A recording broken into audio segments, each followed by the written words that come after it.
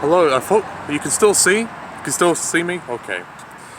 So I finally saw the movie, perhaps the most anticipated film of the year, because I heard so much about this film.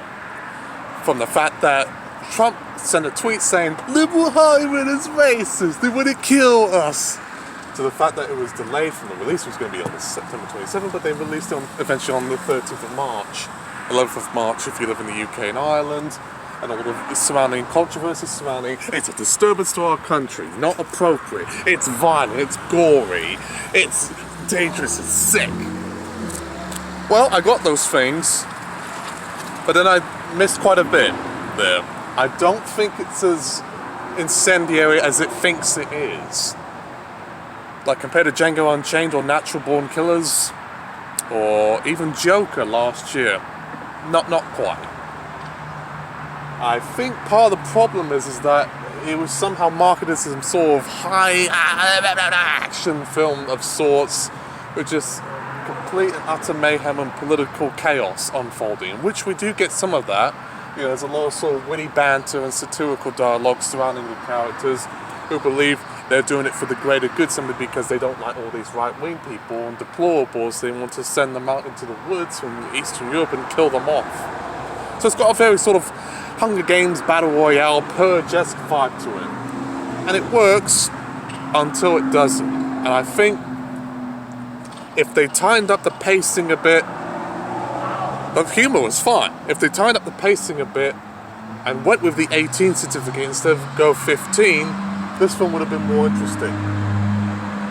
I think the fact that the controversy surrounding it was the thing that made me want to go see it, but I think it doesn't equal quite the sum of its parts. Maybe I'll probably see it again and have a second opinion.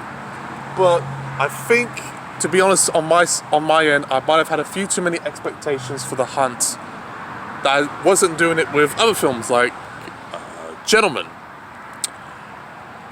or if I'm trying to think of last year, like Blinded by the Light, for instance, which I didn't really have much to say on until I saw it, and I thought this was one of the greatest films I've seen that year. And it still stands. Nightingale, that's another one. That was a great film. This one, it's on the fence for me.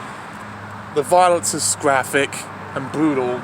The satire is sharp, but it's a bit uneven, and I think the pacing problems with it, because it tries to sort of do that sort of mock Tarantino-esque style with the, oh, let's cut to one scene, let's cut to another, and let's do some witty dialogue, and then cut to some graphic violence, and then, oh, throw you off again. I think in the first 15 minutes of the film is when it kind of arrests you, and then 15 minutes after you're kind of like wondering, right, so where's the action? Where's the action? So where's the action? Which, trust me, this is going to take me some time to think about this, but I know this is from the same people who done Get Out and Purge and Black Klansman and Whiplash, which are, I would argue, better films than even this is. But those films didn't have what The Hunt had, was very dark comedy. Get Out did as well, but I think the pacing and way they executed the film, especially toward the climax, was a lot more effective than even this. I don't want to trash it and say it's a terrible movie, but I do think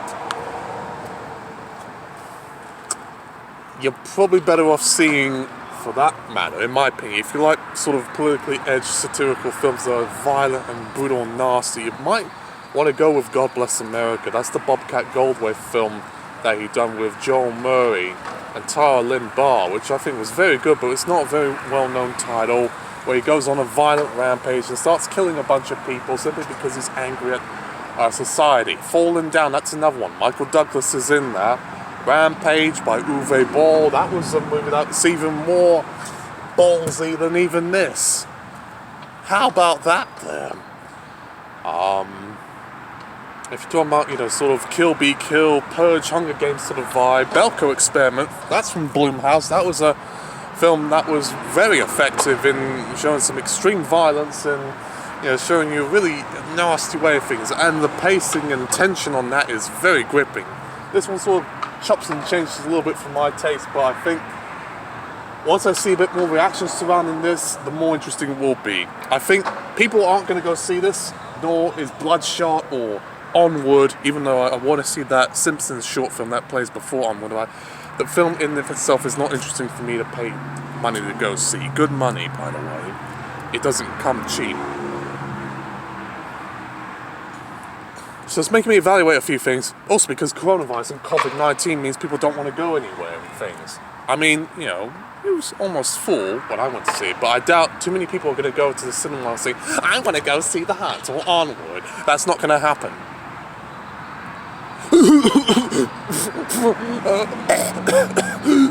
Coronavirus. You get the idea. Bad timing. If you thought the controversy was bad, the timing with the coronavirus thing is definitely going to keep this film to the doldrums. No one's even going to hear about it. And that's a shame. Well, I think I said it. I don't think I'll be seeing any more films, you know, in the recent weeks. I mean, you know, if they do release The Sons of Denmark video on demand or DVD Blu-ray or Les Miserables, the largely Lee film, I'll definitely give those a try. But I'm going to reevaluate things and sort of tell myself, if you get too excited over a movie, it might backfire on you. And boy, did I learn my lesson. It's not terrible, but it's a film I'm probably going to have to take some time to think about a little bit. Quentin Tarantino, if he made a political satire, you would get something that resembles this. Minus the pig.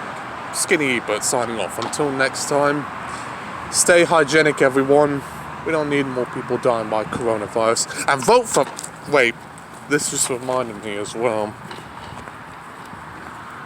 I just realised, the film itself, you've seen the news about Biden and Sanders. The Crystal character, played by Betty Gilpin, is what she, you know, all the people like me would consider a Bernie supporter, even though she's, you know, centre, middle ground. Our Hillary Swank's character represents like Biden, the liberal or progressive elite. If you think of it that way, you're probably going to like this film a great deal. I personally thought of it as that, more so than right wing versus left wing. This is Bernie Sanders supporters being fucked over by the Democratic Party against Joe Biden's people who want to kill the poor and sort of ignore them in their own plight. That's what I think. That was my take. And I urge everyone watching this video, alongside all the others, to go out to the primaries and caucuses in the US and vote for Bernie Sanders. If you do, congratulations. If you don't, you'll face eternal hell at your own peril. And Trump, if Biden becomes Democrat nominee, will become the president in 2020, and his party, the GOP, will have a supermajority. Trust me, I am not wrong. I am right. And don't tell me I'm talking on my ass. I'm making sense.